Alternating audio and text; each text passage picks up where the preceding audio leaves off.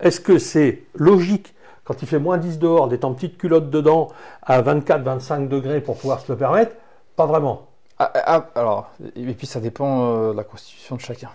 En Je plus, sais plus, j'ai lâché un commentaire il n'y a pas très longtemps sur LinkedIn. C'est vrai qu'aujourd'hui, les gens ont l'habitude d'avoir chaud. Voilà, typiquement, le HM où j'habitais, c'était chauffage au sol, donc chauffage au plafond. Eh oui, ça on n'y pense pas souvent. Donc tu es dans un micro-ondes en permanence. Et l'hiver, on était à 25-26 degrés en permanence. Fenêtre ouverte, hein. Moi la nuit je dormais fenêtre ouverte, sinon sous ton lit ça irradie de la chaleur en permanence. Bah Donc, je peux te dire que là effectivement tu as un calbut, mais tu n'as pas le choix. Et avec ses expressions à elle, elle disait « Ah là là, tu vas voir, quand on rentre, Claude, dans cette pièce, comme ça pique le nez. Ça pique grave. » Et donc, on est entré et ça piquait pas. Et pour une raison simple, c'est qu'elle me dit « Je comprends pas, ça pique pas, ça pique pas. » Hier, quand je suis arrivé, ça piquait. Il y avait une semaine que c'était fermé. Quand je suis arrivé, j'ai mis 2 heures à pouvoir re-rentrer dedans. Et tu as fait quoi? Je me suis un peu bouché le nez. Je suis allé ouvrir toutes les menuiseries. J'ai laissé ouvert pendant 2 heures. Et au bout de 2 heures, je suis revenu. Ça allait mieux. Et je me rends compte aujourd'hui qu'après avoir passé toute une journée tout ouvert, aujourd'hui, c'est pas revenu. Non, mais laisse passer une semaine fermée. Tu vas voir que ça va revenir. Hein. Oui,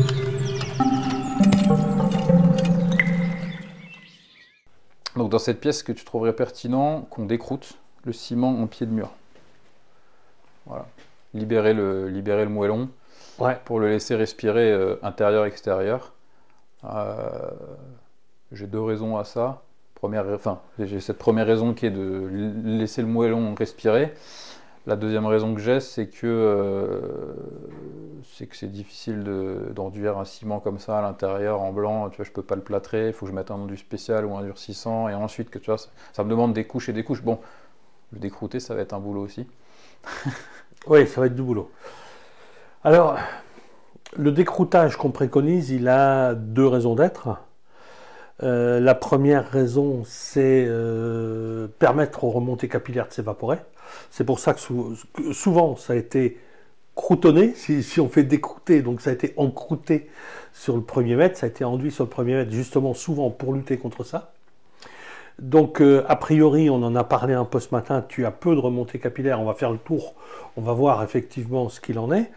Et je ne serais pas surpris qu'il y ait peu de remontées capillaires, puisque, comme tu l'expliquais, ici, on est vraiment proche de la côte, et on est sur du sable, on est sur un sol complètement drainant. Plein sable. Donc déjà, pour remonter, pour trouver des capillaires dans du sable, c'est déjà plus difficile que dans de la roche. Faut y aller. Ouais, c'est pas simple pour les remontées capillaires de pouvoir remonter. Donc probablement tu en as assez peu. Hein. Et donc, ce risque-là, tu l'estimes à peu près fait dans les années 60. Ouais. Hein. Donc ça veut dire qu'il y a en gros 50-60 ans, on ne voit pas de désordre apparaître plus haut. Non, il n'y a aucun désordre. Puisque normalement, dans la 90% du territoire français, lorsqu'il y a eu le 1er mètre qui a été enduit au ciment, moins de 20 ans après, le mètre supérieur commence à être attaqué. Ouais, voilà. Là, il y a 60 ans, le mètre supérieur n'est toujours pas commencé à être attaqué. Donc, pour moi, il y a eu assez peu de remontées capillaires, voire pas du tout. Donc, le risque remontée capillaire, en gros, je confirme quelque part ton analyse. Hein. Et l'autre raison, c'est lié au mouvement du mur, parce que chaque pierre doit pouvoir travailler individuellement, et elle travaille beaucoup, c'est pas la pierre elle-même qui travaille, mais c'est le mortier. Ouais. Et donc, comme le mortier, a priori, il y avait de la chaux dedans, donc il est déjà un petit peu stabilisé. Et en plus de ça, ce qui peut le faire bouger, c'est les remontées capillaires. Et les remontées capillaires, on a vu qu'a priori, il y en a très peu. Donc dimensionnellement, ça bouge très peu. Et on n'est pas du tout dans la situation qu'on connaît traditionnellement en France, où tu as le mur, là, par exemple, qui bouge alors j'accentue parce que c'est des dixièmes de millimètre par mètre, mais qui bouge, et l'enduit ciment qui lui bouge pas. Donc quelque part entre les deux, ben, on arrive à abraser la pierre, à enlever le calcin, sa protection naturelle, l'enduit se décolle, c'est le bazar, ça s'écroule. Ça, on va le retrouver dans la cave. Voilà, donc ça, voilà, donc ce qui prouve qu'il peut-être qu'il y en a quand même un peu. Je pense qu'il y en a un petit peu. Après, la cave est plus profonde aussi. Voilà, la cave est plus profonde, et à ce moment-là, la combine, c'est de laisser la chose s'opérer dans la cave, quitte à la ventiler, de telle sorte à, au contraire, provoquer la sortie. Alors, à voir avec, on en a parlé ce matin, le système de renouvellement d'air, celui pour lequel tu optes. Donc, peut-être qu'à un moment donné, il ne va pas falloir aller bloquer et souffler l'air en bas, mais peut-être plutôt le faire travailler dans l'autre sens. Mais là, c'est le spécialiste de cette... Moi, ce que je peux dire, en tant qu'habitologue, c'est qu'il faut renouveler. Ah oui, ça c'est ma base. Il faut renouveler. Ah, voilà. Ça, c'est le leitmotiv tu veux, de l'habitologue. J'ai passé 8 ans dans une baraque où l'air n'était pas renouvelé, hormis quand j'ouvrais les fenêtres. J'ai eu les moisissures qui vont avec. Voilà. J'ai ce traumatisme qui fait que j'opterais pour un bon système de renouvellement d'air. Voilà. Peu importe voilà. le système en lui-même. Après, c'est un petit peu comme si on parlait de maçonnerie ou de zinguerie ou de couverture. Je suis capable de dire, un habitologue est capable de dire, bon, votre toit en tuiles, là, je vois les tuiles, ou pire encore, par exemple, le bardeau canadien, le shingle. Je suis allé chez un neveu, le bardeau canadien, on lui connaît la réputation de vivre 22 ans, et puis après, ça commence à être la misère, et là, 18 ans. Et c'est le début de la misère. Et là, on peut dire, faudrait faire quelque chose. Le couvreur va venir. Alors après, on va opter pour quoi? Est-ce qu'on va mettre un polytuile? Est-ce qu'on va mettre une tôle? Est-ce qu'on va remettre du bardeau, etc. Ça, c'est le couvreur et le client qui en débattent. Et donc, moi, dans le cadre d'un renouvellement d'air, je peux dire, il y a nécessité de renouveler. Le principe, il est simple. On extrait de l'air humide et on permet de l'air sec d'entrer. Ou on fait rentrer de l'air sec qui pousse l'air humide. Mais dans tous les cas de figure, il faut que l'un prenne la place de l'autre. C'est la base. Et il n'y a pas d'autre chose que ça. Et il faut organiser une circulation, qu'on va appeler le balayage. Donc, après, que ça soit même naturel, pourquoi pas, mais naturel dans une maison individuelle, la misère, c'est qu'on a du mal à maîtriser les volumes à renouveler dans le temps où on en a le besoin. Un jour comme aujourd'hui, tu as une tempête. Enfin, on n'est pas encore en tempête là, mais on a un vent bien établi. Ah ouais, aussi, un petit peu en tempête là. Voilà. Toute la semaine, c'est juste qu'elle pointe à 100, 120. Voilà, et bien là, si tu es en renouvellement d'air naturel, que tu n'as pas une gestion avec des ouvertures qui vont s'auto-réguler, etc. Et où souvent on me dit, mais la ventilation naturelle est quand même beaucoup plus low-tech qu'une VMC ou une VMI. Et bien dès lors où on commence à mettre des trappes qui analyse, etc., je ne suis pas persuadé que le low-tech soit où on le met. Non, non. Pas persuadé du tout. Donc, alors qu'avec un système de VMC, de VMI, autorégulable, en fonction de la teneur en oxygène, en gaz carbonique, en CO2, en microparticules, en COV, CIOV et humidité. Donc voilà, on va analyser ces choses-là, et en fonction de ça, on va renouveler. Plus ou moins, insuffler, extraire. Après, le spécialiste que tu vas trouver qui sera le mieux adapté, pas adapté, parce qu'il n'est pas adapté, il est compétent. Le plus compétent pour analyser le besoin de la maison et dire, ta maison elle est comme ça, en fonction des lieux où tu vis. Tu dors ici, tu fais la cuisine là-bas, etc. Voilà, plutôt dans tel ordre où il faut organiser le renouvellement, il maîtrise le sujet. Moi, je n'ai pas de religion. Hein. Il faut simplement que ce soit fait. Et donc, dans le cadre d'un sous-sol dans lequel on a des remontées capillaires qui s'évaporent, ben, il est clair que c'est peut-être pas là qu'il va falloir en coincer. Ou alors, il faut absolument que ce soit là qu'on organise une sortie, mais très largement, dimensionné. Tu verras, on va les regarder après, mais c'est le cas en fait. Il y a deux fenêtres de sous-bassement, D'accord. une grosse porte en fer avec des trous par lesquels l'eau rentre. Donc je t'expliquais, ça sera réglé facilement. Ça sera résolu, ça. Oui, c'est juste qu'il n'y a pas de. L'eau de ruissellement, si on a un fil d'eau qui permet de l'évacuer. Voilà, c'est juste qu'il n'y a pas de gouttière sous la pente, donc Ouais, toute l'eau de toiture arrive dans l'escalier. Bon, au bout d'un moment, quand il y a des grosses Bah, si pluies. tu as un collecteur, tu finis par avoir un bassin versant qui fait son boulot. Ouais. Voilà, c'est ça. Donc là, ça collecte en bas. Ce qui n'est pas top non plus, il faut que je règle ce problème rapidement parce que le pied de mur, ça fait quand même de l'eau qui stagne un peu. Oui, il déguste. Tu le verras, il y a des petites fissures probablement liées à ça. D'accord. Qui ne sont pas, je pense, significativement dramatiques, mais néanmoins, il faut le stopper parce qu'après, voilà, toute pathologie, si tu n'enrailles pas le rhume, ça se finit en pneumopathie, quoi. C'est clair. Voilà, donc tu veux qu'on aille voir la cave? Ouais. Alors, mais par contre, tu avais une question, oui. Tu me disais, est-ce que tu penses qu'il serait pertinent de renouveler? Non, c'était sur la question de décrouter les Ah, de décrouter. Ouais. Ben, oui, ok, ben non, on a à peu près répondu. Hein. Donc, pour moi, je pense que il y a 2 ans maintenant que tu vis ici, tu as du recul, tu connais cette maison d'avant. T'as jamais vu de pathologie. Non. On va aller voir a priori les remontées capillaires. Ce qui se passe, c'est que ça se gère en dessous. C'est ça. Donc, est-ce qu'il y a lieu de maintenir ça? Pas forcément. Mais est-ce qu'il y a lieu de l'enlever? Pas forcément. Donc ça, après, ça va être ta volonté de faire la part des choses entre la broche et la massette. Ouais. Ou comment je vais résoudre mon problème pour cacher ça. Voilà, donc c'est pas une priorité, en vrai c'est pas une priorité, mais voilà, ça fait partie, il y a de nombreuses petites questions que je vais te poser au travers de... Alors autant, tu vois, par exemple, je comprends totalement et j'ose dire, j'adhère au fait qu'au sud, tu n'isoles pas, tu ne corriges pas thermiquement. Je corrige pas thermiquement. Pour être clair, j'ai le mur qui fait le on va être clair, parce que voilà, on va regarder dans le blanc des yeux, on a un mur derrière. Il est monté en moellon, il fait combien d'épais? 45. 45, voilà, il fait à peu près ça d'épais. Eh bien,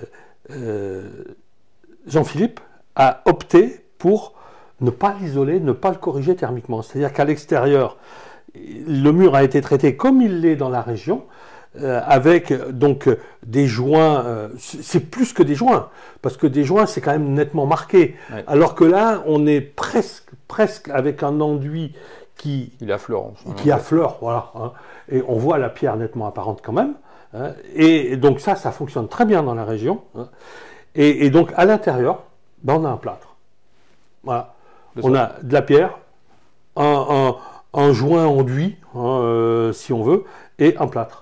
Et ici, c'est quelque chose qui fonctionne bien, qui sûrement perd un peu, mais en capte probablement plus qu'il n'en perd. On capte plus qu'il n'en perd, je pense. Voilà. Et avec le recul du confort. Bah là, cette année, on va pouvoir. Je te dirai ça plus tard, dans le courant de l'année, parce qu'on vient de recevoir aussi les menuiseries. Donc là, typiquement, et puis comme tu vois, donc les poseurs de fenêtres, eux, ils font leur boulot. Hein. Ils posent les fenêtres. Ils font pas le contour, ils font rien, ils mettent un petit peu d'extrudé. Voilà, et donc là on en causera un peu de cette mousse qui est mise là-bas. Voilà, on en causera un petit peu. Ouais, parce que ça c'est quand même pas le top.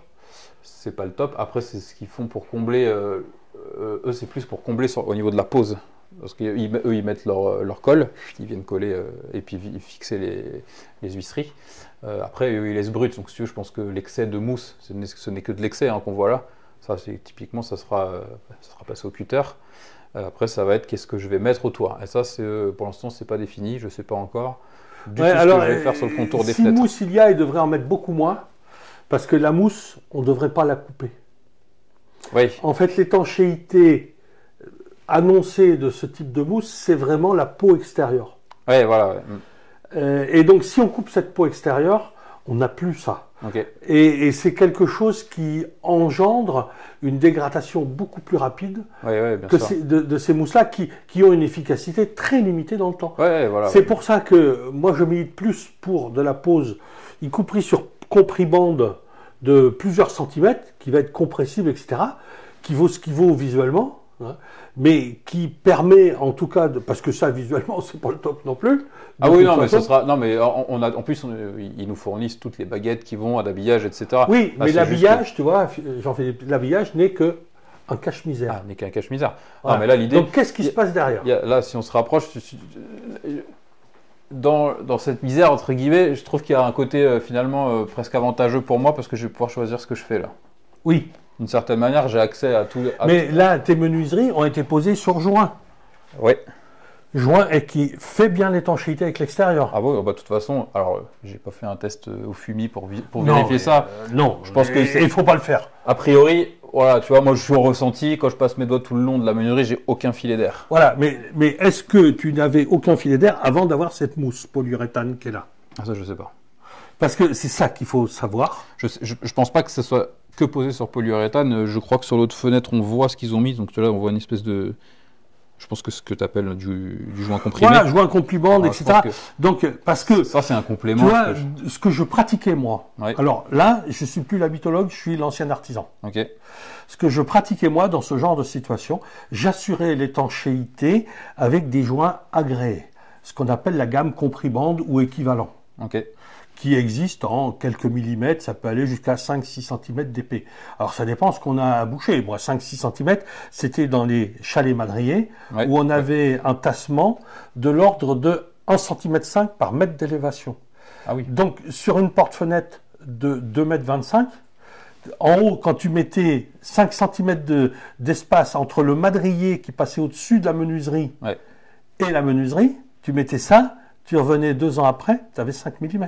Ouais, voilà, ouais, donc tu as intérêt d'avoir quelque chose qui reste possible ouais, à se comprimer pendant 2 ou 3 ans, le temps que ça se produise. Hein. Ouais. Donc je travaillais beaucoup là-dessus, avec ça, et tous ces espaces-là où on voit de la mousse, là, partout où ils en mettent maintenant, on se baladait avec des toisons de moutons.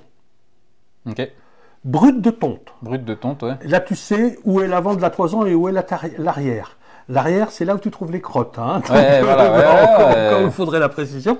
Et donc, surtout bien grasse, j'imagine aussi. Ouais, ça colle. Ah, ça colle, hein, c'est du cambouis. Hein. Et avec les mètres dépliants, ouais, tu prends un mètre alu, tu viens avec ta laine et tu en mets, là tu peux en mettre moins que tout là-haut, mais par exemple plus que là. Et tu le glisses et l'intérêt de la laine, c'est qu'elle est imputrescible. Imputrescible, ouais. Non, mais ça faisait partie des solutions. Ouais. Et c'est une fibre creuse. Ça veut dire que même si tu as un point de rosée qui se matérialise là, il y a grande chance qu'il y ait un point de rosée dans ces endroits-là, ça ne générera pas de dégâts au mur, ni à l'isolant. Ouais. Et tu auras quand même une partie isolante. C'est la différence entre un pull en laine synthétique et un pull en laine vierge. Les marins, ils ne se trompent pas. Et eux qui ont toujours les pulls toujours mouillés par les embruns, eh ben, ils portent des pulls en laine vierge. En laine, ouais. Et en laine de mouton, quoi. Hein. C'est ça la laine vierge. Et donc, moi, je mettais là-dedans. Alors, il n'y a pas d'agrément, il n'y a pas tout ce... Non, mais moi je recherche pas ça. Il n'y a rien de tout ça. Moi je recherche. Non, mais je le dis parce que dans la vidéo, on va me dire, oui, mais le DTU. Le DTU, voilà, excusez-moi, voilà. moi ce que je cherche le DTU, on va être clair, hein, qu'un DTU, document technique unifié, ce sont les règles enfin, ce ne sont pas les règles de l'art, ce sont les prescriptions de pose des fabricants qui sont compilées, ils se réunissent entre eux, au sein du CSTB, il y a des commissions, etc. Et on détermine ce que sera le DTU. Et le DTU, il a pour vocation à passer les 10 années fatidiques de garantie de la décennale sans qu'il y ait de désordre. Que si ça arrive à 11 ans, ben, monsieur, dame, désolé, vous achetez des Kleenex ou une autre marque, mais c'est votre affaire. Et donc, voilà, le DTU, c'est ça. Alors, on va me dire, ouais, mais non. Oui, il y a sûrement plein d'autres bonnes volontés, je ne le nie pas. N'en demeure pas moins que un jour, j'ai reçu quelqu'un du CSTB qui est venu chez moi en tant qu'artisan pour valider la mise en œuvre de ouate de cellulose et où je discutais parce que je défendais la ouate de cellulose en disant oui mais voilà on fait comme ci, comme ça et si on suit les règles de l'art et le délégué envoyé par le CSTB m'a dit mais monsieur Lefrançois c'est pas à ça que ça sert un agrément CSTB, ça sert à fixer des règles qui permettront à un expert de déterminer en cas de sinistre pour quelle raison ça s'est produit. Et en fonction de cette raison-là, ça permettra de dire au juge probablement que le responsable, c'est celui-là. Et celui-là, soit c'est quelqu'un qui est dans la chaîne de fabrication, de pose, de mise en œuvre, qui sera incriminé, son assurance paiera la remise en ordre, ou ce sera remis sur la cause, en sera reportée sur l'utilisateur. On dira, vous ne l'avez pas exploité en bon père de famille, c'était pas fait pour ça. Et donc, vous avez quelque chose qui n'a pas tenu 10 ans, mais vous ne serez pas remboursé parce que c'est vous qui avez causé le sinistre. Ça ne sert qu'à ça. Ouais, bien sûr. Et on l'oublie trop. Ouais, on l'oublie trop. Je pense que les gens aussi, c'est pareil avec tout ce qui est posé en RGE, avec le bilan de la maison, enfin le bilan énergétique de la maison, parce qu'on veut des subventions, ceci. Nous, on est parti du constat qu'aujourd'hui, je crois qu'on avait le droit à quelque chose comme 40 balles par fenêtre. Pour tout, peu importe, même si on fait isoler les murs, on a le droit, je crois qu'on est à, mais c'est ridicule, je crois qu'on est à 10 ou 15 euros de trop. Tu as un tableau là où tu as 4 classes de revenus, et là, nous, on est un tout petit peu au-dessus de la dernière classe. Fallait pas prendre la prime de Noël. On s'est fait eu. Donc, voilà. Nous, on est parti du constat, on cherche ce qui est le plus efficace pour nous, pas forcément le plus rentable, le plus esthétique, le plus efficace, et peu importe la méthode employée. Le plus durable, etc. Le plus durable. Ouais. Moi, je cherche aussi tout ce qui va être le plus biosourcé possible. Alors, on essaie de rester dans des matériaux qui sont biosourcés, des matériaux le plus noble possible, en restant dans une enveloppe. Voilà. On s'est fait un petit plaisir sur les menuiseries bois, on va pas se le mentir, ça fait un trou dans le budget. Néanmoins, je suis parti aussi du constat que les fenêtres qui étaient à l'ancienne, qu'on voit, il en reste une là-bas, elles sont en piche-pain, elles ont l'âge de la baraque. Bon, elles sont là. Elles sont là. Voilà. Elles sont pas jaunies, elles n'ont pas verdi. Elles ont la performance thermique qu'elles avaient à l'époque. Elles n'ont pas gagné. Non, elles n'ont pas gagné, pas perdu. Voilà. Mais les huisseries sont là. Oui, clairement. Et elles ne sont pas altérées. Non. Alors, et puis, c'est pas des châssis épais, c'est pas ni très large, etc. Donc, Ici, tu n'as pas le choix. C'est-à-dire que l'alu, c'est pas recommandé. Il y en a qui le font. Il pique ou... Ah bah il pique, tu peux prendre le meilleur alu du monde, au bout d'un moment ça... Les embruns sont trop agressifs. Quoi. Au bout d'un moment les embruns sont trop agressifs, si tu fais pas la rénovation de ta peinture correctement, très régulièrement, la fenêtre en bois demain, la peinture elle écaille. Ouais, tu la refais.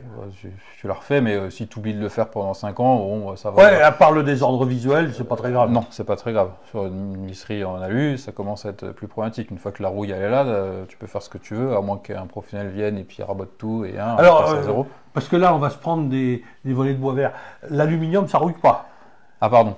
Oh merde. Non, parce qu'on va savoir. Non, mais on va dire l'oxydation. Une fois que l'oxydation est faite, que ce soit l'alu qui pique ou la ferraille qui rouille, une fois que c'est attaqué, c'est attaqué. Une fois que c'est attaqué, c'est attaqué. J'ai mon voisin qui est juste à côté. Il lui a bossé des années pour quelqu'un qui produisait des machines en inox, donc il connaît un petit peu le domaine. Et lui, ici, il y a beaucoup de gens qui ont fait des barrières, par exemple, de voisinage en inox. Non, pas en inox, en alu.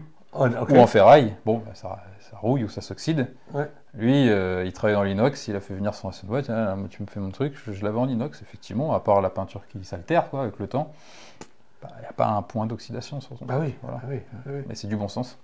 Oui. Bon, après, est-ce que le bon sens, c'est de faire quelque chose en inox qui consomme beaucoup de ressources ou de faire et qui va durer 100, 150 ans ou 200 ans, sachant qu'on ne sait pas du tout ce que sera la chose dans 50 ans, ou est-ce que c'est de faire en bois en disant ça a une durée de vie qui est ce qu'elle est, mais bon, quand on voit tes menuiseries là, on se dit finalement ils ont quand même misé sur 140 ans quoi. Ouais, voilà, ouais. C'est quand même pas mal. C'est pas mal. Et au pire, si demain on me dit que ma maison est noyée, je repartirai avec menuiserie, c'est pas grave.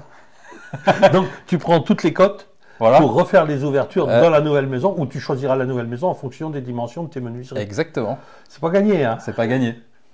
Non, mais on verra. Mais c'est vrai que après il y avait le parti pris, on aurait pu prendre PVC. Ici c'est PVC ou bois. Oui. On a opté pour le bois. Là, j'avais esthétiquement, c'est...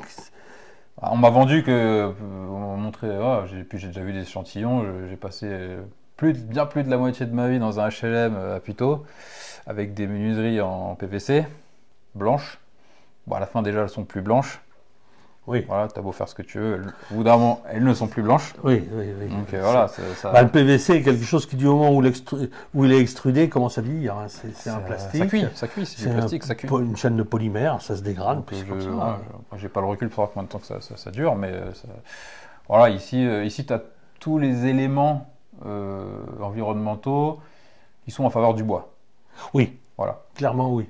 Voilà. Non, je suis d'accord. Voilà. Et la maison en tant que telle est une maison, voilà, une belle maison en pierre avec Ah ouais, elle l'encadrement, mérite, voilà. Donc, ouais. l'idée c'était aussi de ne pas la rendre plus moche qu'avant. Ouais, c'est Mais très voilà, après c'est louable. sa parti pris financier. Voilà, voilà. Alors pour y revenir, donc si tu veux, là, les menuiseries, bah, oui, elles me semblent bien posées, Oui. puisque tu m'as dit clairement, quand on a pris rendez-vous, tu m'as dit, bah, quand tu viendras, il y en aura la moitié de posée et l'autre moitié sera à poser. Donc tu me diras si c'est bien. Oui, je pense que c'est bien posé, mais il serait bon qu'ils optent. Alors, ça n'a pas d'agrément non plus, hein. Au niveau des TU, la mousse polyuréthane là, pour faire l'étanchéité autour des menuiseries, c'est pas plus agréé que la laine de mouton. Oui, clairement, ouais. Voilà. Et donc, c'est pas plus imprétressible que la laine de mouton. Par contre, contrairement à ça, la laine de mouton pourra plus facilement sécher. Et donc, elle gardera, elle, une élasticité que ça ne gardera pas. Ouais, voilà, ça il suffit d'appuyer dessus, ça revient pas. Hein. Ah ben non, alors que la laine de mouton, effectivement, il ne faut pas la comprimer, il faut mettre ce qui est nécessaire pour remplir l'espace, pour rendre de l'air captif là-dedans. Et derrière, ben effectivement, tu mettras une baguette, tu mettras quelque chose qui vient faire l'étanchéité, qui vient en tout cas visuellement faire l'étanchéité. Voilà. L'étanchéité étant assurée lors de la pose contre le support. Ok. Mais globalement, pour le reste... son niveau. J'aurais opté pour de la menuiserie bois aussi. Même si j'ai moins de contraintes là où je suis, moi, dans l'Allier, c'est de la menuiserie bois. C'est de la menuiserie bois. Ah, bah après, voilà, puis il faut le dire, c'est un aspect financier, quoi. Voilà, clairement. Tout le monde, voilà, quand on peut se le permettre, on peut. Ouais. Quand on peut après, pas forcément ce sont des choix. Parce choix. Que tu as aussi choisi de prendre le risque de ne pas isoler ton mur. Bien sûr. Qui représente une dépense si tu l'avais faite, cette isolation. Bien sûr, et puis pas négligeable. Pas négligeable. Alors, précisément, je disais tout à l'heure, autant j'opte pour dire ça se tient, d'un point de vue raisonnement, apport, perte, en dehors hormis si on s'en tient au sacro-saint lambda épaisseur R, mais si on regarde tout le reste, rayonnement, captation du rayonnement, pénétration, etc., si on prend tous les éléments, effusivité, diffusivité, émissivité, humidité des supports, etc., si on prend tous ces éléments-là, c'est pas plus aberrant d'être comme ça que de l'avoir isolé, en étant au sud. Par contre, voilà, en étant au sud. Par contre, on parlait de l'autre là-bas. Est-ce que il faut ou pas gratter le pied pour enlever sur le premier mètre, parce que j'imagine qu'il y en a sur combien, un mètre? Non, il n'y en a pas sur un mètre, là, on a commission, on ne voit plus trop, là, mais j'ai repé un peu par-dessus. Ouais, on le voit ici. On le voit, là, on le voit. Voilà, voilà. C'est 40-50 cm, 40 cm. Voilà. Eh bien là, moi je dirais, là-bas, tu vois, le mur n'est pas très grand. Alors tu me diras, n'étant pas très grand, la déperdition ne sera pas très grande non plus. Clairement. Voilà. Après, si malgré tout, il y avait une question à se poser, celui-ci, il ne va pas t'apporter tellement au niveau thermique.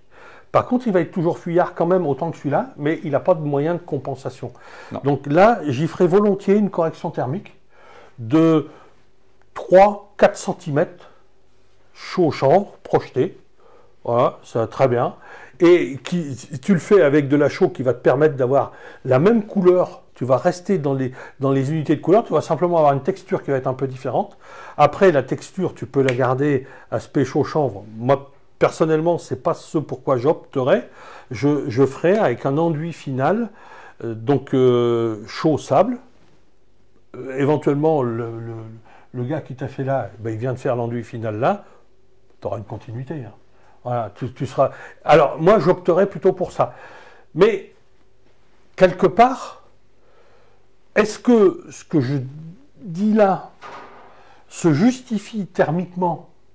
Alors, sûrement que si on va sur un UVERT ou autre logiciel, ça va nous dire oui, ça marche comme ça, et là, vous allez avoir ça. Mais ça, c'est en ne prenant en compte qu'une partie des éléments. Moi, il y a un élément que je pense qu'on aborde rarement, c'est juste le ressenti. Bien évidemment. Est-ce que je suis bien dans ma baraque sans me ruiner?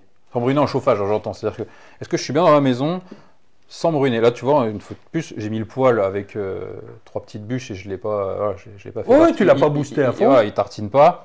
Tu constates qu'il n'y a pas d'autre radiateur. Bon, là, il y a un bain d'huile qui nous a servi très ponctuellement, mais c'était parce qu'il n'y avait pas le poêle encore à l'époque. Ouais. Bon, bah voilà, il fait plutôt froid dehors, là, tout de suite. Mais là, tu es en train de prêcher un converti. Hein. Non, mais voilà. Mais c'est bien de l'entendre. Comme on est filmé aussi, je pense que c'est intéressant que les gens aussi entendent ça. Aujourd'hui, je cherche aussi, voilà, je cherche un équilibre. Est-ce qu'il faut que j'isole? Est-ce qu'il faut que j'isole pas? Là, ça va être des questions que je vais te poser aussi. Est-ce que l'isolation, ce que je qualifie d'isolation partielle, tu vois, aujourd'hui, cette maison-là, si j'isole des parties, du coup, on est sur une isolation du bâti, mais qui est partielle. Parce que j'ai des parties qui sont isolées et pas d'autres. Moi, j'ai eu plein de sons de cloche là-dessus. J'ai fait venir, alors, il y avait une entreprise de rénovation générale, hein, ils ont tous les corps de métier spécialisés, etc. Lui, il me disait, non, soit on isole tout, soit on n'isole rien. Bon, ça, c'est les extrémistes. Voilà, ça, c'était un extrémiste, parce qu'il me disait, si tu isoles un côté et pas l'autre, tu auras des masses d'air bizarres, tu auras de la condensation, ceci, cela. Bon, étant donné le découpage de la maison, j'étais pas converti à sa parole là-dessus. Moi, je pense pas que ça pose de vrais problèmes, d'autant qu'aujourd'hui, si je dois isoler un mur, tu le verras, ça sera à l'étage, c'est plus le mur d'une chambre. Ce mur, il sera jamais chaud. Non. Il sera jamais gelé non plus. Non. Dans une chambre, c'est pas forcément agréable, parce qu'il sera quand même un petit peu froid, et donc, typiquement, là où on aura notre tête, l'idée, c'était peut-être de me dire, je le double avec un peu de laine de bois, par exemple, avec un petit bardage bois, voilà, par-dessus, mais vraiment, c'est juste histoire de dire, je tue le froid. C'est-à-dire que quand je mets ma tête dessus, je ne me prends pas un mur à 5 degrés dans la nuque. Oui, sachant que de toute façon, on est complètement chez toi en dehors de la course aux injonctions de faire oui, tout à fait, pour obtenir une aide. C'est ça. Mais toi, tu l'as dit, ton objectif, c'est mon ressenti. Et je pense que, moi en tout cas, mon raisonnement, ce que j'enseigne aux habitologues, ce que nous enseignons aux habitologues, c'est il ne s'agit pas de prendre une maison, de regarder comment on peut l'améliorer pour le plaisir de l'améliorer en fonction de critères qu'on a sélectionnés. C'est un petit peu comme si on disait d'une voiture, quand on veut faire une compétition, soit on fait une Formule 1, elle a une capacité d'accélération et de tenue de route et d'écoulement dans l'air, mais on s'en fout de l'écoulement dans l'air parce que finalement, d'un point de vue aérodynamique, une Formule 1, c'est une catastrophe. C'est une catastrophe. Mais on s'en fout, on est dans une course où il y a un gros moteur, il faut que ça pousse, il faut que ça tienne le pavé parce que d'un coup, je dois passer 600, 700 chevaux dans une paire de pneus et il faut que ça puisse freiner et que je puisse prendre des virages vite. Voilà, ça c'est la Formule 1. Maintenant, si je veux faire les 24 heures du Mans, ou Daytona, où là, on va me dire, bah, attention, là, c'est sur, je sais plus combien, Daytona, je sais plus si c'est 12 heures, et les 24 heures du Mans, comme le nom l'indique, c'est 24 heures. Et donc, là, je dois pouvoir avoir quelque chose qui prend en compte plus le tout. L'aérodynamique, il y a même eu, à un moment donné, on faisait des courses à l'indice de consommation, et donc, l'écoulement dans l'air, etc. On a tout qui est pris en compte. Et donc, dans nos maisons, on devra avoir tout qui sera pris en compte. Or, on ne s'intéresse soit qu'au couple, soit qu'à la puissance, mais bon, jamais au global. Et l'intérêt, pour gagner une course, c'est que le pilote, il arrive. Ah ouais, tout à fait. Ouais. Et le pilote, c'est nous. Et la course avec la maison doit nous aider à gagner la course. Donc, l'idée, c'est de se dire, moi, en tant que pilote, si je suis un pilote qui est incapable de prendre des virages à 300 à l'heure, ça me fait peur. Ça ne sert à rien de me filer une bagnole qui est capable de prendre des virages à 300 à l'heure, mais qui ne soit pas capable d'accélérer. Donc, il faut que je sois capable d'accélérer pour rattraper le temps perdu. Donc, c'est qu'est-ce que moi, le pilote, de quoi j'ai besoin? Eh bien, dans une maison, effectivement, je dis aux gens, aux habitologues, quand ils se forment, votre objectif, c'est de faire comprendre aux gens que l'important, c'est que eux soient bien. Le reste, peut-être, faut l'écouter, mais ne pas s'en faire une religion absolue. Être un peu agnostique en disant, moi, je vais me faire ma religion finale, mais pour le moment, je suis ouvert à une religion, mais je ne sais pas laquelle. C'est ça. Et en fonction du ressenti que je veux avoir le meilleur possible, quels sont mes critères de ressenti. Par quoi je vais ressentir? Est-ce que c'est par la tête, par les pieds? Est-ce que c'est parce que je me promène en petite culotte à l'intérieur de ma maison quand il fait très froid?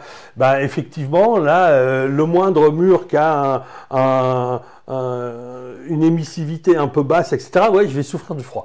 Je m'approche d'une paroi vitrée, ouais, je vais avoir le sentiment de la paroi froide. Ok, on est d'accord. Est-ce que c'est logique quand il fait moins 10 dehors, d'être en petite culotte dedans à 24-25 degrés pour pouvoir se le permettre? Pas vraiment. Alors, et puis ça dépend de la constitution de chacun. En plus. Je sais plus, j'ai lâché un commentaire il n'y a pas très longtemps sur LinkedIn. C'est vrai qu'aujourd'hui, les gens ont l'habitude d'avoir chaud. Voilà, typiquement, le HM où j'habitais, c'était chauffage au sol, donc chauffage au plafond. Eh oui, ça on n'y pense pas souvent.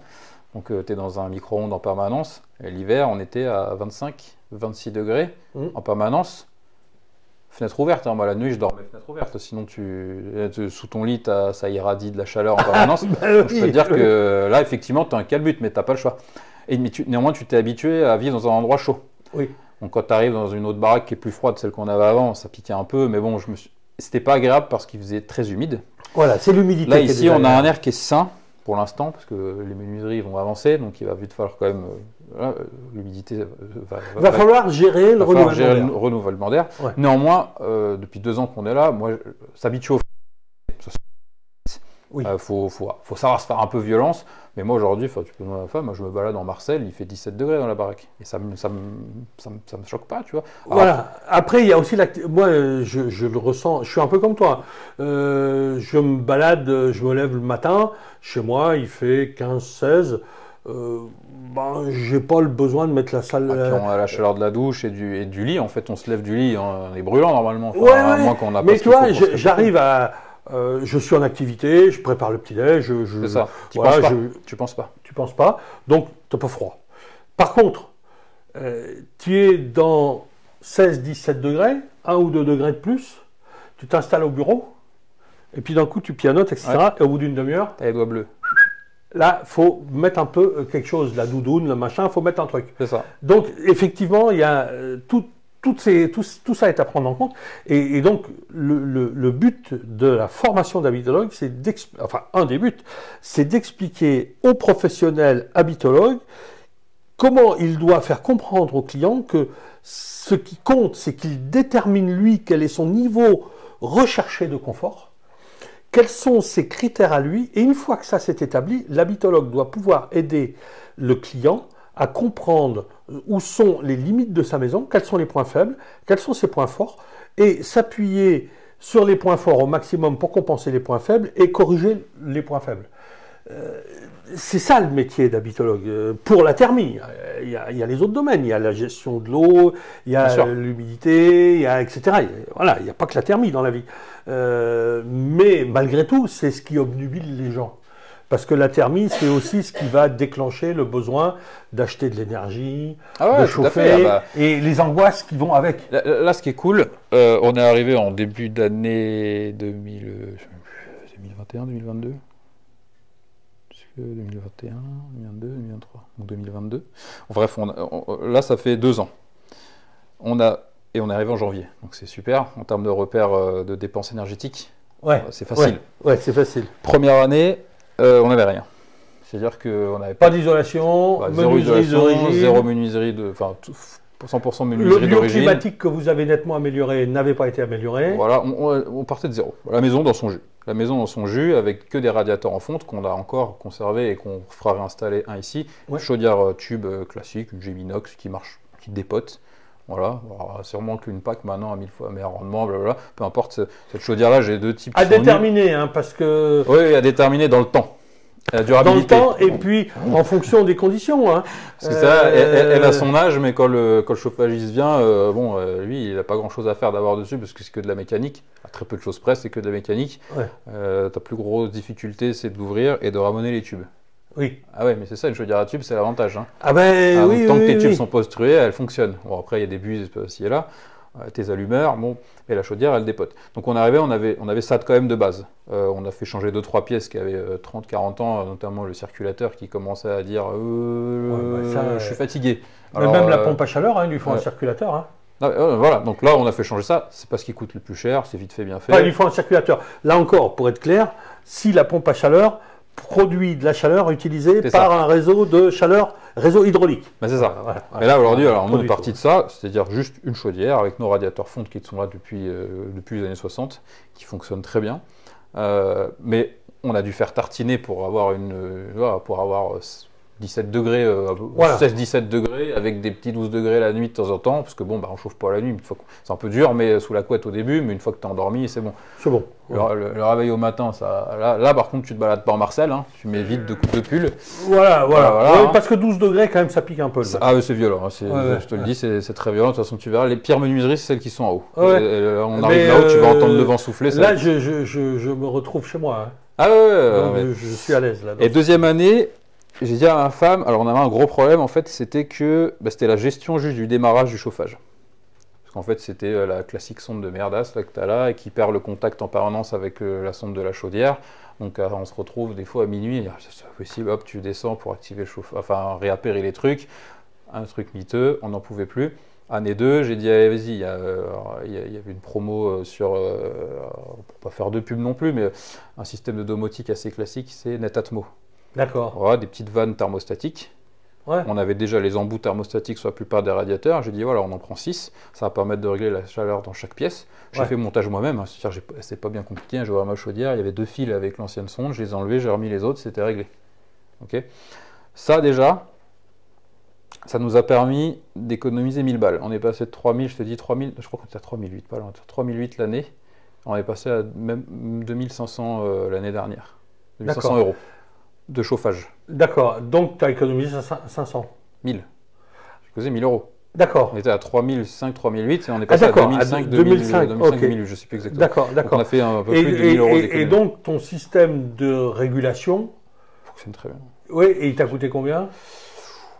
Il m'a coûté, je crois que j'étais entre les 400 et 600 euros. J'ai plus, mais c'est. Voilà, disons que si ça avait été installé par l'économie que ça m'a fait, je l'ai déjà rentabilisé. Oui, si ça avait été par un chauffagiste, tu avais une année d'amortissement, quoi. Parce que tu as 400, 500 de fourniture, lui, une fois posé, tu as 1000, 1200, quoi. Voilà, mais tout en sachant que c'est vraiment rien à poser. Même un chauffagiste, sur ce genre d'opération, il se gave, hein, on s'entend bien. C'est-à-dire que là, il dévisse, il revisse. Après, il te dit, voilà, l'appli c'est ça, tac, tac, t'allumes, tu programmes. Voilà. Donc là, c'est clairement, loi de Pareto, c'est idéal, quoi, puisqu'on considère quand même l'amortissement, il peut se faire sur plusieurs années. Là, il se fait sur un an. Là, il se fait sur un an. Et donc, année 1, donc pas zéro isolation, menuiserie d'origine, chauffage de base. Année 2, toujours zéro isolation, menuiserie d'origine, mais système de régulation du chauffage plus performant. On a gagné quand même 1000 balles. Et cette année, donc année plus 3, on a les menuiseries qui sont là. Donc la mi-janvier, on aura toutes les menuiseries. On va pouvoir, du coup, fin d'année, on va pouvoir refaire un comparatif. On peut considérer que pour les 2 semaines de début d'année, c'est un tout petit epsilon, c'est rien du tout. Donc fin d'année, d'ailleurs, je pourrais te transmettre ce qui est intéressant, les courbes, tu vois. Parce que, tu vois, si tu arrives effectivement de 2005 à 800 ou 1000, ok, on nous dira toujours, mais les 800 ou 1000, tu pourrais les diminuer. Ouais, non, mais après, là, on cherche la petite bête. Tu te rends compte, si j'ai déjà fait plus de 2000 euros d'économie par an, c'est énorme. Tout en 2000 euros d'économie par an, en ayant augmenté mon confort en plus. Mais bien évidemment. Donc si tu augmentes ton confort, tu diminues ta température dite de confort. Oui. Et dans tout ça, parce qu'on n'a toujours pas tenu compte de l'humidité relative. Ah, toujours pas tenu compte de l'humidité relative. Et l'humidité relative, c'est le renouvellement d'air qui va s'en occuper. C'est le renouvellement d'air qui va s'en occuper. Ça, pareil, j'avais acheté des petits humidimètres, un peu de merde, hein, mais c'était juste pour avoir une idée. Ils sont tous morts d'ailleurs. Mais on oscillait entre 52 et 61%. 61%, c'est quand je faisais des pâtes toutes fenêtres fermées, hein, pour te dire, sachant que ça redescendait rapidement. Oui, mais de toute façon, tu as des murs qui respirent. Bah oui, là, c'est des éponges. Hein. Donc ça c'est clair, hein. Ça c'est clair. En plus ils sont pas bloqués via un papier peint vinyle ou une peinture à l'huile. Donc là, des brutes. Un bon plâtre avec un peu de peinture classique dessus. Alors là, effectivement, ça c'est des bonnes bases. Alors moi, ce que je mettrais volontiers dans le système de chauffage, parce que tu es en bord de mer, je serais intéressé de voir, de savoir à quelle humidité relative l'hiver, l'air du secteur se situe, l'air extérieur. Si l'air extérieur aux environs de 10 degrés, parce qu'en bord de mer, bon, le gel est quand même assez rare, hein, aux environs de 10 degrés se tient avec une humidité relative de 30-35%, c'est déjà chargé. Ici, si tu as du gel, que toi tu vas appeler, comment tu l'appelles déjà? Le gel par la voûte céleste. Le gel blanc. Non, mais du coup c'est par le rayonnement de la voûte céleste. Voilà, par le rayonnement de la voûte céleste. Il fait 2-3 degrés, mais tu sors, c'est blanc. Voilà, mais totalement. Mais sous ta voiture, ça l'est pas. Bah ouais. Mais ta voiture, elle l'est. Oui. Mais en plus, et ici c'est double peine entre guillemets, parce que l'humidité est quand même importante dans l'air ici. En fait, tu as ce qu'on appelle l'embrun en permanence. Là, on l'a pas, mais le matin, tu n'as pas vraiment du brouillard, mais tu as voilà, ce petit embrun, et en fait, tout est tout le temps mouillé. Oui. Donc effectivement, quand ça rayonne froid, le matin, tu arrives, ta voiture, c'est comme si tu étais dans le Jura, tu arrives, tu as une croûte de glace, donc là, il faut être prêt. Voilà, alors qu'il fait 3 degrés dehors. Alors qu'il fait 3, voire 4, voire 5 degrés. Ouais, mais c'est ce que les gens... Et depuis que j'ai mis, tu fais allusion à une petite vidéo que j'ai mise là. Ouais, mais je connaissais déjà ce phénomène-là. Voilà, mais donc, alors en plus, je me suis gouré un peu dans l'explication. Mais bon, faut dire que c'était le matin, j'étais en chaussons dans la gelée blanche, et j'avais pas mis... Enfin, j'étais quand même un peu vêtu, mais pas beaucoup. Et une petite robe de chambre d'intérieur.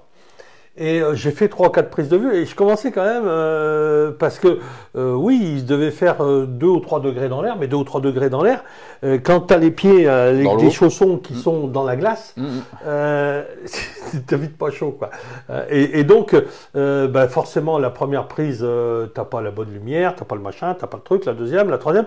Et la troisième, quand j'ai donné l'explication, sachant qu'en plus, tu as le stress de te dire, je vais faire un short, donc faut pas que je dépasse les 59 secondes. Et dans mes 59 secondes, il faut que je donne toute l'explication. Donc oui, je reconnais, j'ai corrigé dans les commentaires, j'ai dit non, mais vous avez raison, c'est effectivement, bon voilà. Mais alors, je pense que là, en bord de mer, l'intérêt, ce serait de savoir effectivement le taux d'humidité relative de l'air. Oui, clairement. Et en fonction de ça, parce que quand tu vas renouveler, tu vas faire entrer de l'air extérieur pour compenser le volume d'air intérieur que tu auras évacué, mais si tu fais rentrer de l'air qui contient autant de grammes d'eau par kilo d'air, tu ne régleras pas le problème. Non, clairement.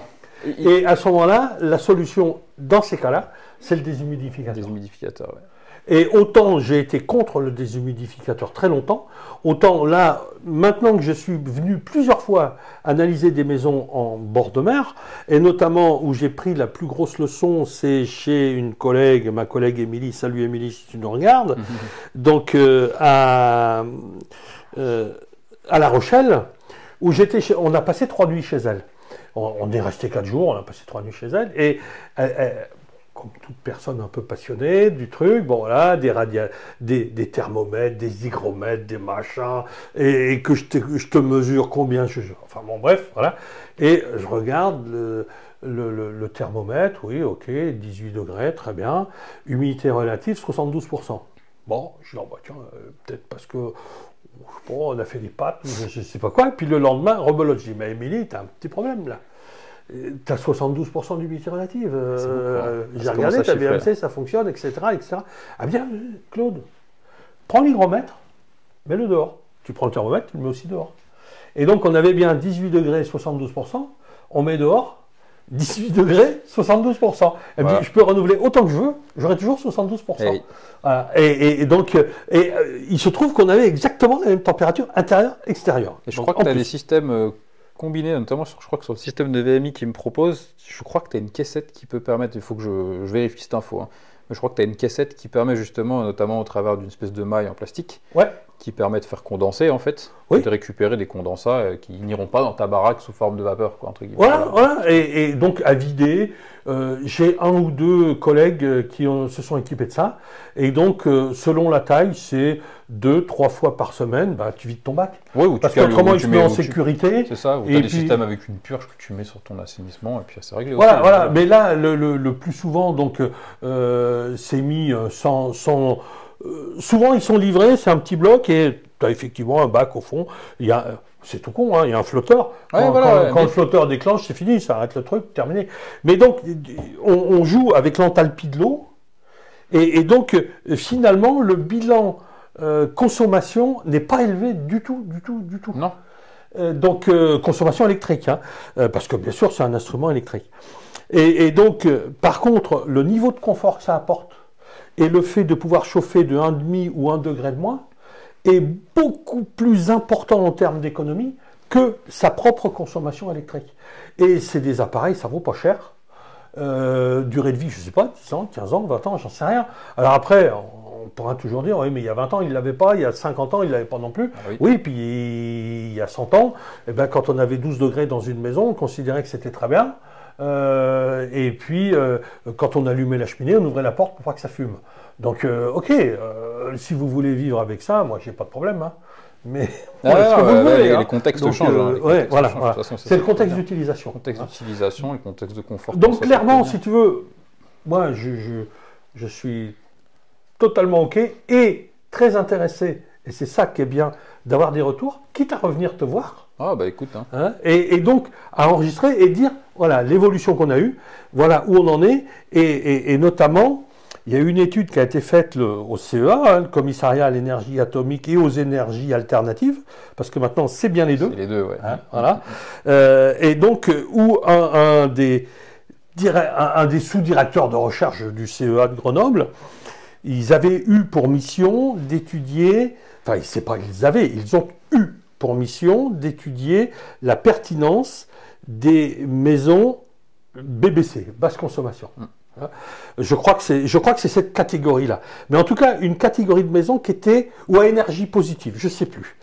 Une catégorie de maisons qui était vraiment très poussée. Ils en ont, de mémoire, étudié 9, qui leur ont été fournis par des constructeurs, qui sont venus, qui ont construit la maison selon les règles, etc. Exactement dans ce système-là. Et bien évidemment, ils les ont mis sous cloche, parce que faut qu'on puisse regarder comment ça se passe en temps de canicule entre Noël et Pâques. Bien sûr, ouais. Normal. Et puis, par contre, l'été, quand il fait très chaud, qu'est-ce que ça fait du bien d'aller voir comment ça se comporte l'hiver. Donc, il faut un bâtiment climatique qui lui permette de faire du froid l'été et du chaud l'hiver, ou le contraire, enfin, peu importe. Ça, c'est pas grave. Et donc, le résumé de la conclusion de cette personne importante au sein du CEA était de dire: ces bâtiments sont une aberration. On a tout intérêt à chercher empiriquement. La bonne performance semblerait se situer aux environs de 25 kWh par mètre carré habitable par année pour le chauffage. Vouloir aller plus bas, c'est possible, mais ça consomme plus de ressources et d'énergie pour les fabriquer et entretenir que ça ne permet d'économiser.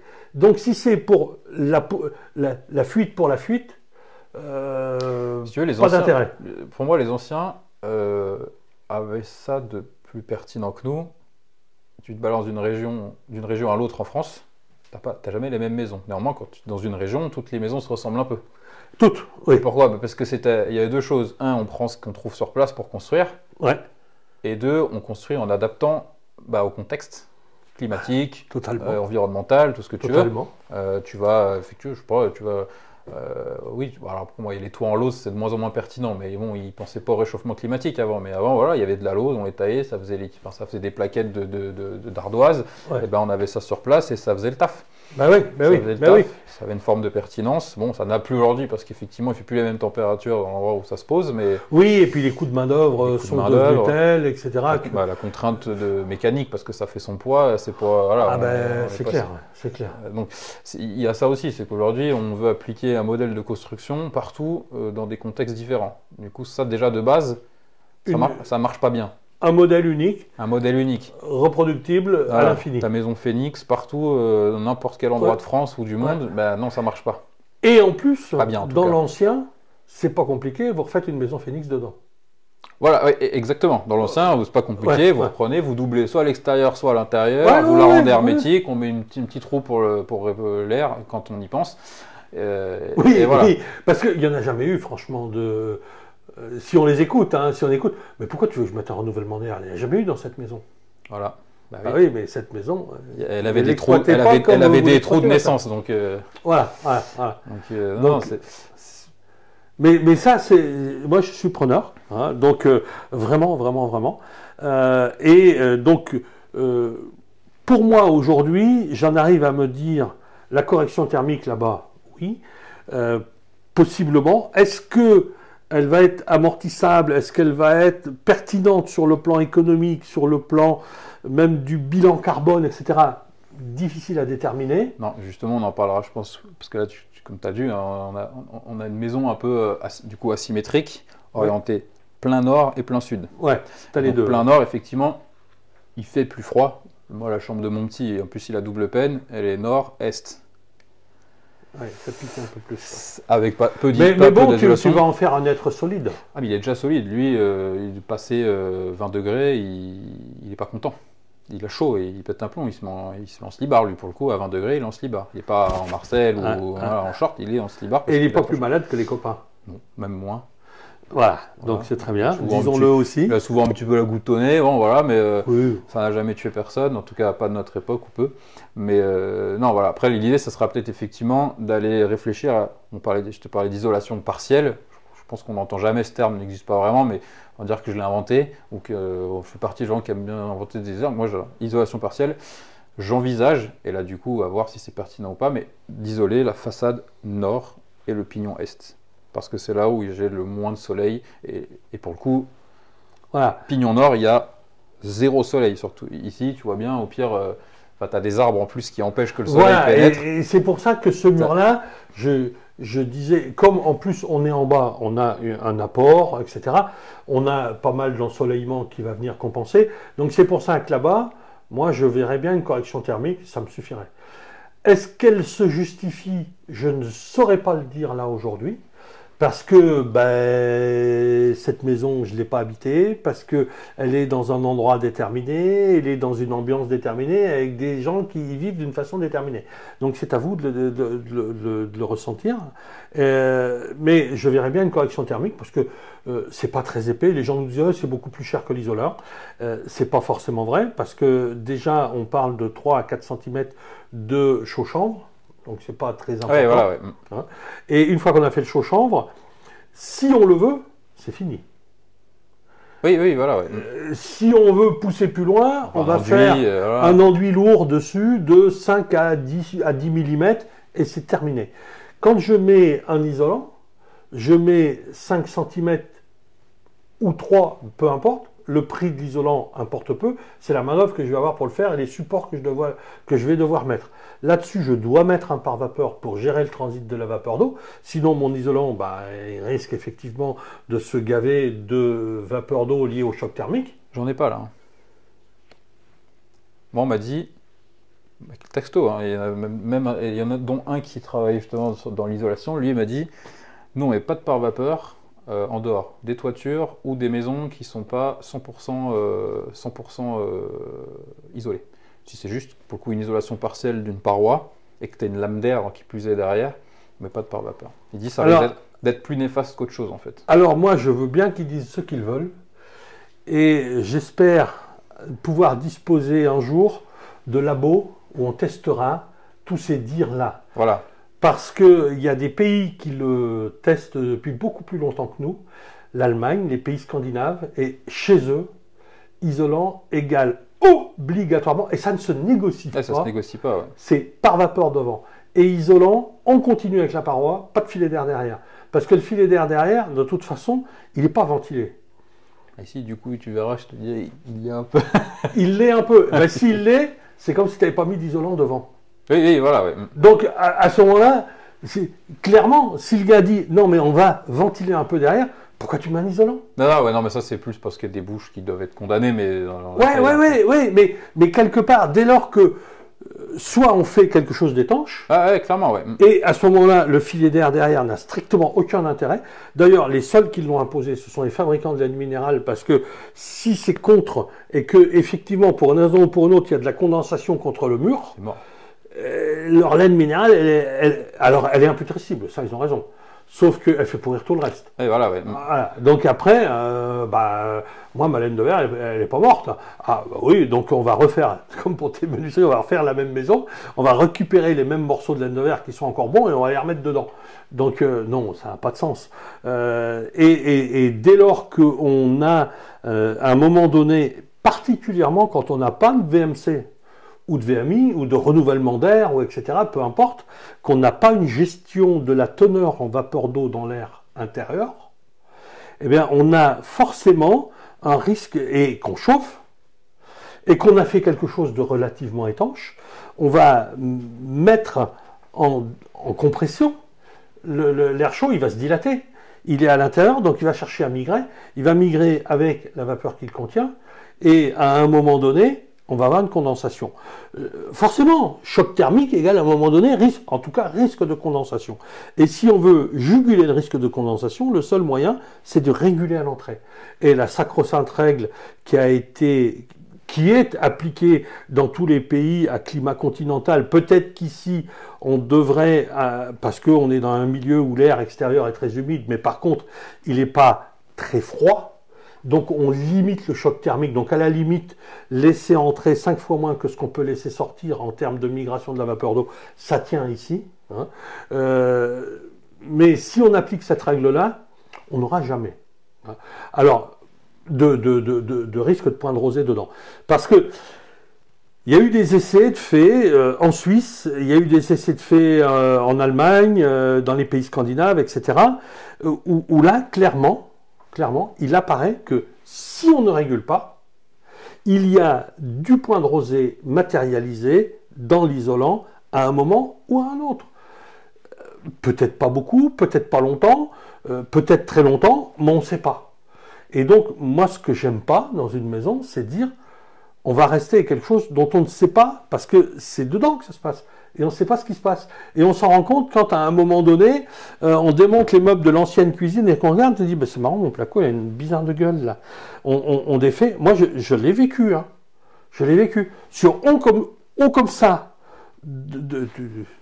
tu l'as vécu avec nous, hein, tu étais là, hein. Haut comme ça, il n'y avait plus le rail et plus le pied démontant. Ce qui tenait le coup, c'était le placo. C'était le placo, ouais. Tout le reste était bouffé. Comme quoi le plâtre dans toutes ses formes, finalement, c'est pas mal. Ben, c'est ce qui me fait le truc. Alors après, il y a aussi le fait que les montants étaient refixés à mi-hauteur avec le mur, hein, donc, et que il y avait un tant soit peu de riftage qui était fait au sommet, le placo qui est vissé contre le haut, bon, l'ensemble se tenait. Mais néanmoins, quand on a démonté, le pied était rongé. Et derrière, c'était moisi, mais moisi. Ça se grattait à la spatule. Alors, moi, je veux bien qu'ils disent, je n'ai pas la preuve que son truc ne marche pas. Donc, je dis, j'aimerais bien avoir un labo et dans des conditions réelles d'exploitation, tester. Sur 6 mois, 1 an, 2 ans, ou dans 2 maisons, ou dans la même maison, on fait une partie d'un mur d'une façon, une autre pièce, on va la traiter d'autrement, et on va mettre des sondes, et on va regarder ce qui se passe. Bon, c'est pas quelque chose de très coûteux à faire. Bon, si tu veux, hein, si tu me trouves le matos, moi je te plante 2 sondes dans le mur.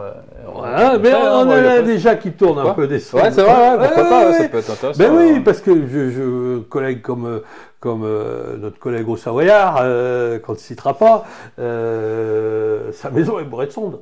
Il n'arrête pas de mesurer. Et on a quelques ingénieurs dans les collègues.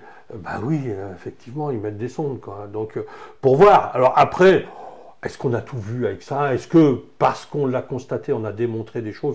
Je suis pas sûr. Mais quand même, à un moment donné, à force de constat, on finit par établir quand même qu'il y a des grandes probabilités que ça aille plutôt bien, plutôt mal, etc. Voilà. Donc, moi, je dis pas que ça ne marche pas. Je dis qu'il y a de fortes chances de limiter les risques dès lors qu'on renouvelle correctement l'air. Oui, oui, bien sûr. Voilà, c'est la base. Après, si on renouvelle complètement l'air, je suis d'accord que peut-être même, dans certaines conditions, qu'on pourrait se passer de par vapeur. Pourquoi pas? Oui, non, moi c'est... Pourquoi pas? Maintenant... Moi là-bas, je voulais en mettre un. Bon, j'étais pas là, ils l'ont fait. Ils ont plaqué, je suis revenu, il n'y avait pas. Ah mais on entend tout. On est allé faire une analyse là chez une collègue sur Bayonne. Maïlis, je peux la citer parce que bah, je sais que je le peux, quoi. Et donc, sa maison était, il y avait des zones de moisissure, c'est une maison qu'elle a achetée.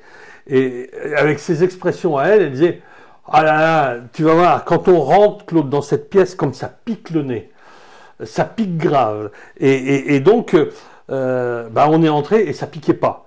Et pour une raison simple, c'est qu'elle me dit, je comprends pas, ça pique pas, ça pique pas. Hier, quand je suis arrivé, ça piquait. Il y avait une semaine que c'était fermé.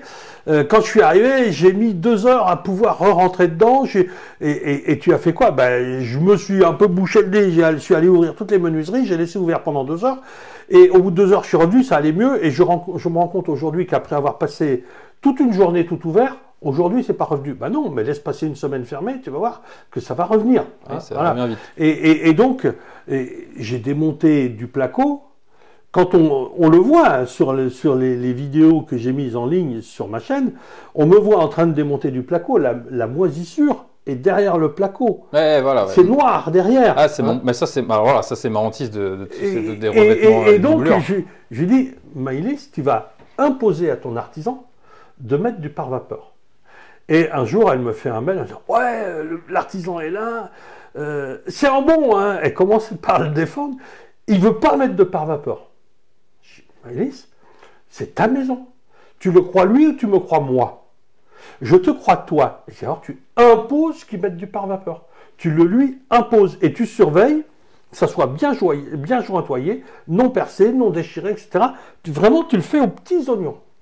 Et là, elle habite, on y est allé l'autre jour, hein, elle habite la partie qui était moisie, mais c'est ça, c'est une ambiance absolument, là on a envie d'y être, quoi. Alors que sur la vidéo, elle me disait, ça c'est à terme, quand on aura tout fini, ça sera la chambre d'amis. Je dis, bah, si tu ne la changes pas, ça sera la chambre des ennemis. La chambre des ennemis. Je l'ai vu juste ce matin, je crois, celle-là. Et ben là, donc cette chambre-là, c'est son fils qui y dort maintenant. Parce que le haut de la maison n'est pas fini, donc il pensait, comme tout le monde, finir à Noël, et puis là, maintenant, elle me dit, oh, j'espère que ça va être fini à Pâques. Donc, bon, voilà, bon, c'est comme ça. Petite astuce, il y a des moisissures, peinture à la chaux pour inerter. Voilà. Probablement que ça doit pouvoir aider. Une fois que les causes... Voilà, les causes sont éradiquées.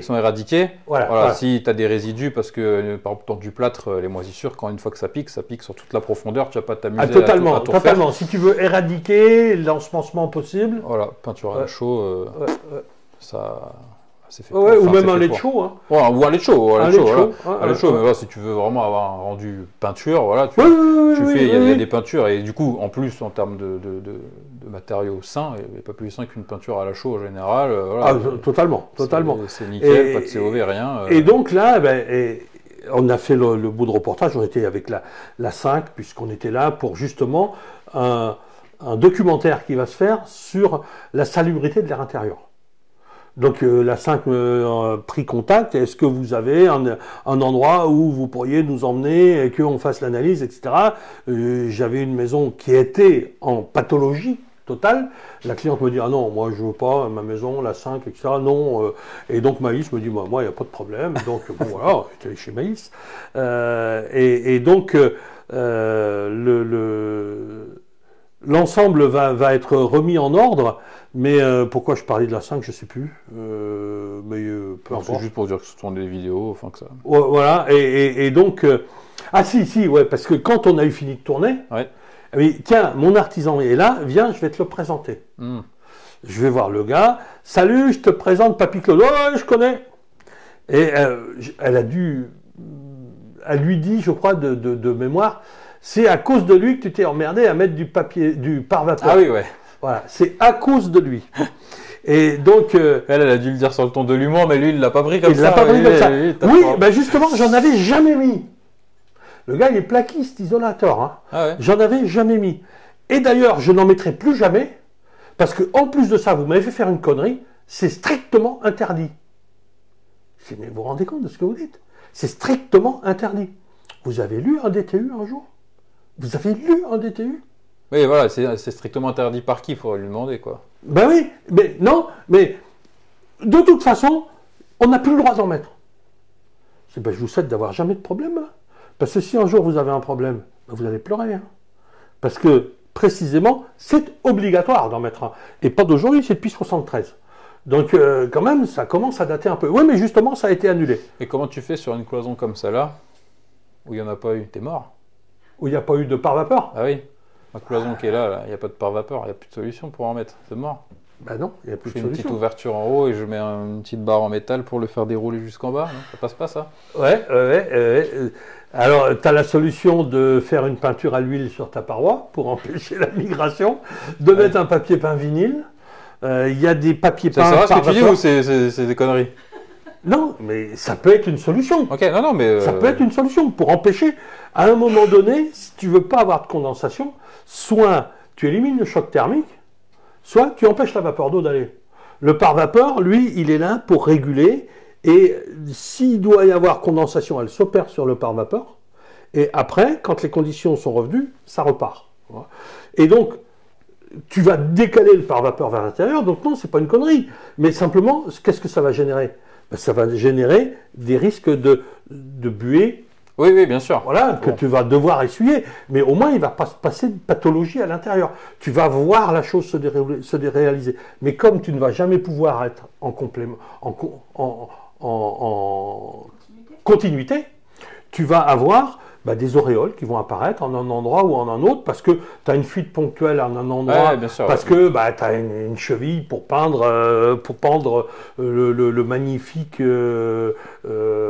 collier de nouilles que ton fils va offrir à ta femme, etc. Ouais. Je ne sais pas. Bon, bref, peu importe. Mais qui te fait une fuite ponctuelle et petit à petit, ça gagne, etc. Et puis, les moisissures reprennent leur place. On aura reculé dans le temps, décalé dans le temps. Ou autre solution, et en règle générale, ces artisans qui sont convaincus qu'il ne faut pas le faire parce qu'autrefois on ne le faisait pas, et que ça se passait pas si mal que ça, eh bien, c'est d'opérer un renouvellement d'air très pertinent, très important, avec VMC, VMI, renouvellement naturel, avec ce qu'on veut, mais de façon permanente, performante et contrôlée. Et à ce moment-là, tu élimines tellement de vapeur d'eau de l'intérieur et tu te tiens dans une humidité relative proche des 55% que finalement, il n'y a pas assez d'eau pour qu'il y ait un risque de condensation. Et en plus, ça me fait penser que de toute façon, tu verras, on va les faire après, on va aller dans la cave. En fait, toutes les arrivées d'eau, en fait, arrivent par un trou dans le mur porteur. Là, il y a un carottage. Et ce trou, il n'arrive pas devant, il arrive derrière le placo. Donc, quelque part, j'ai un petit espoir de me dire qu'il y a un peu d'air sain qui vient balayer un petit peu derrière l'isolant. Oui, mais tu as un point d'entrée, mais tu n'as pas de point de sortie. Arrête. Tiens, on va aller voir la cave du coup, comme ça. Non, mais bon, tradition. Le problème, il est. C'est toujours mieux que rien. C'est toujours mieux que rien. Ben oui, ça va t'assainir. Potentiellement, soit t'assainir une partie, soit te provoquer la condensation ici et pas ailleurs. Donc, de toute façon, tu vas ponctuellement avoir soit un truc super, soit un truc qui va pas marcher. Je suis pas capable de te dire aujourd'hui ce qui va se produire. Moi, je vais te le dire, il y a un truc de base qui va se produire de toute façon, puisque tu as un tuyau d'eau froide et un tuyau d'eau chaude. Je sais ce qui se passe, surtout quand tu as une eau bien froide et que tu es vraiment près du piquage. Tu auras une condensation sur les deux. De toute façon, de la condensation, il faut, c'est un truc pareil, j'aurais demandé de me mettre à minima un petit, je sais plus comment on appelle ces petites gaines que tu mets autour des tuyaux pour limiter les échanges entre l'eau chaude et l'eau froide. Normalement, maintenant, je pensais que c'était acquis, mais visiblement, ça ne l'est pas. Bah non. Parce que c'est vrai que ce calorifugage, peu de gens y pensent. Il coûte pas cher. Ah non, ça coûte rien du tout, ça. Mais non, et les gens ne voient pas l'intérêt de la chose. Mais il y a t'as des vraies économies à faire là-dessus, même sur l'eau chaude, typiquement. Ce qu'on appelle chez nous les petits gestes. Les petits gestes. Les petits gestes qui coûtent rien, qui sont même éventuellement dans le changement de comportement des fois. Et d'arrêter de se dire tiens, je fais toujours comme ça, je vais continuer à faire comme ça. Non, arrête de faire comme ça, quoi. Change un peu. Donc mais c'est vraiment des petits trucs au quotidien et on les fait pas. C'est où on ne les fait pas, où on ne veut pas les changer. Et pour l'artisan, ce qui est dommage, c'est qu'il ne change pas son habitude. Ouais, non, bon, ça, après, bon, c'est à chacun aussi. C'est pas facile en tant que client d'arriver à convaincre un artisan. Extrêmement difficile. C'est le néophyte qui dit je veux bleu. Ouais, mais rouge, ça serait plus joli. Non, mais moi, je veux bleu. Ouais, mais rouge, ça serait mieux. Ouais, mais moi, je veux bleu. Mais rouge, c'est quand même plus cool. Mais t'es pas chez toi, bordel. C'est pas possible. J'exagère un peu, mais c'est un peu comme ça, quoi. Avec peut-être, pas pour excuse, mais pour justification, que l'artisan sérieux se dit, bon, ce mec, il est sympa, mais finalement, si moi, je fais comme j'ai l'habitude. Il y a 30 ans que je fais comme ça. J'ai jamais eu d'emmerde.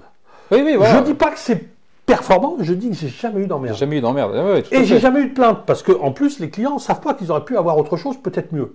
Donc forcément, ils ne se plaignent pas. Ils ont déjà eu une amélioration. Et il se dit, si je le suis et que ça ne marche pas, et qu'il me faut au tribunal, je vais me prendre une prune.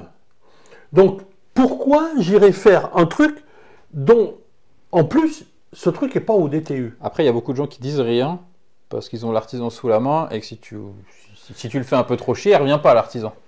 Oui. Je suis d'accord, et c'est de plus en plus vrai. Et c'est ça, et surtout, voilà. En dehors de la vidéo, vous voulez de l'eau un petit peu? Moi, ça va. Non, sûr, c'est bon. On parle pas mal, ça fait de la vapeur. Merci Jean-Philippe. Mais c'est vrai que... et ça, c'est lié à notre assurance décennale, qui est vraiment une exception, parce que les Allemands, les Suisses, les Belges, les Italiens, les Anglais, etc., personne n'a d'assurance décennale. Chacun a sa petite règle. Moi, je connais particulièrement bien la Suisse pour avoir travaillé donc, en Haute-Savoie, donc la Suisse était pas loin. J'avais pas mal de clients suisses, et aussi pour avoir travaillé la ouate de cellulose qui était fabriquée par un fabricant suisse. Et donc, ils nous ont expliqué comment ça fonctionnait, etc. Et dans tous ces pays-là, en règle générale, il y a une durée statistique de vie, parce qu'il y a eu des essais qui ont été faits, on a constaté, etc. Voilà. Et donc, l'artisan doit réaliser, en tout cas en Suisse, c'est comme ça, et je crois que dans beaucoup de pays, c'est autour de ça que ça tourne. Après, la durée peut peut-être varier, mais en Suisse, c'est ce que tu réalises en tant qu'artisan doit pouvoir tenir 50% minimum du temps statistique sans problème. S'il y a un truc qui est posé qui, en général, pendant 30 ans, ne pose pas de problème, si tu poses, toi, en tant qu'artisan, qu'à 14 ans, il y a un problème, tu n'as pas tenu 50%, tu es responsable. Si ça a fait 16 ans, tu n'es plus responsable. Mais donc, ça va déjà beaucoup plus loin, souvent, qu'en France. Et surtout, comme on se dit, imaginons un produit qui a 50 ans de durée de vie statistique. Je fais venir un artisan chez moi, il a 60 balais. Bon, 25 ans plus tard, il en aura 85. Il y a de grandes chances qu'il n'ait plus l'entreprise. Voilà, ou il n'a plus d'âge. Voilà. Ouais. Et il n'a plus mal aux dents, etc. Il n'a plus de problème. Voilà. Et donc, comment je vais faire? Eh bien, là, il y a une co-responsabilité financière entre l'artisan et l'entreprise qui pose. Ce qui fait que les entreprises, en Suisse en l'occurrence, mais en Allemagne c'est pareil, ont, au niveau de la formation, le fabricant sait qu'il ne doit pas vendre à quelqu'un qu'il n'a pas formé lui-même, dont il n'a pas validé qu'il a bien compris comment ça marche.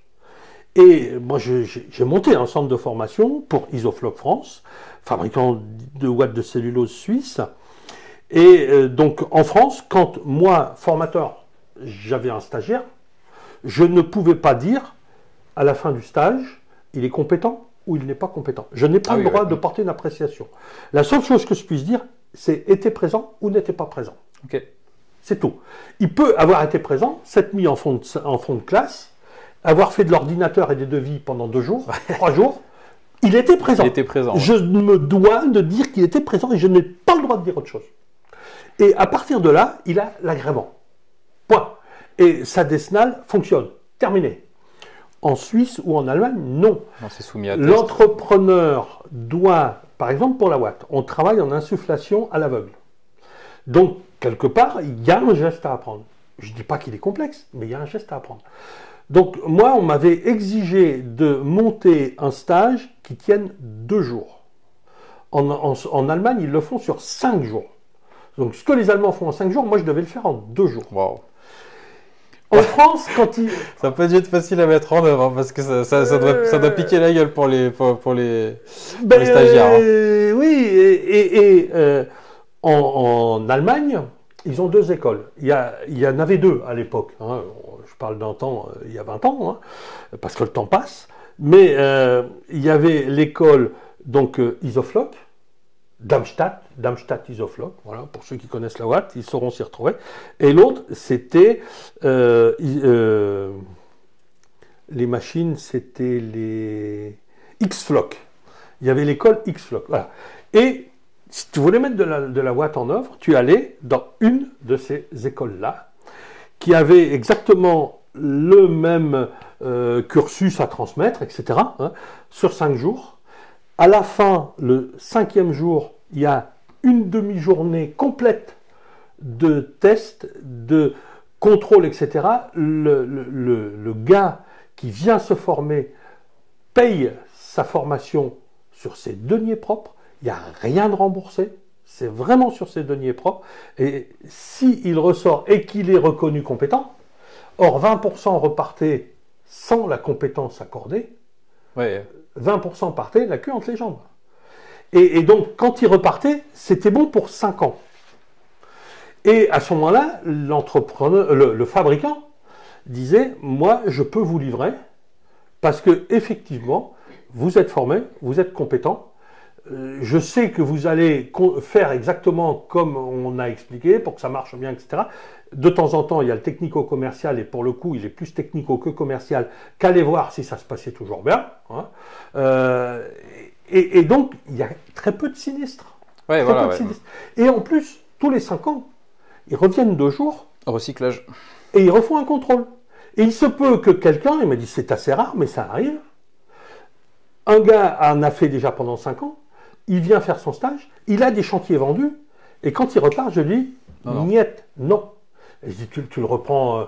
Ah, mais c'est pas compliqué. Nous, compte tenu de ces obligations-là, en France, on n'arrivait pas à remplir pour 2 jours des trucs qui étaient partiellement remboursés, voire totalement remboursés, où j'avais fait un centre itinérant, c'est-à-dire que j'avais tous les modules, tout le bazar dans un camion, un 19 tonnes, et je faisais le tour de la France. Eux, c'était à Lofelden, je crois que ça s'appelait le bled, enfin peu importe, dans le Lander de Kassel.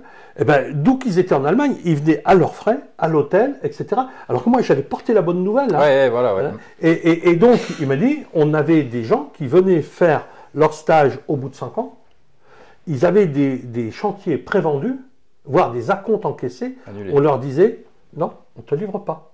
Et je fais comment? Tu le donnes à affaire à un collègue, ou tu décales dans le temps, parce que tu veux repasser. Ah oui, oui, je veux repasser. Et là, moi, la fois où j'y étais allé, c'était première semaine de janvier où c'était complet.